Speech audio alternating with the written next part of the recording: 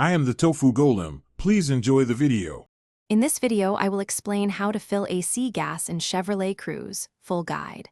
Start by parking on level ground, turning off the engine, and finding the low-pressure service port so we can begin charging safely. Gather a manifold gauge set, R134A refrigerant, and a scale to measure refrigerant weight. Work in a well-ventilated area and avoid open flames. I will walk you through pressure checks, proper charging steps, and safety tips. Start by visually inspecting hoses, fittings, and the compressor area for oil stains or damage that indicate leaks. Next, measure static pressure with the manifold gauges and compare readings to ambient temperature to estimate refrigerant level. Run the engine and set the AC to max to record high and low side pressures. If pressures are abnormal, locate and repair leaks before adding refrigerant to avoid wasting product and damaging the system.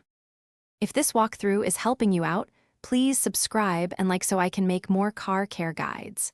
Quick recommendation: stay hydrated during long DIY jobs and check out the water bottle I used in the video. It keeps cold drinks handy while you work.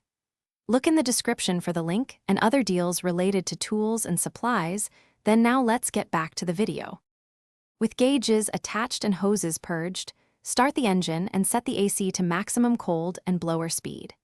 Add refrigerant in short bursts, watching both low and high side readings and checking evaporator outlet temperature until desired cooling is achieved.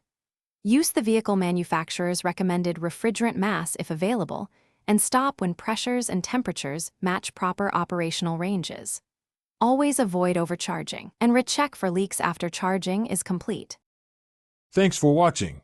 Consider subscribing if we helped you today.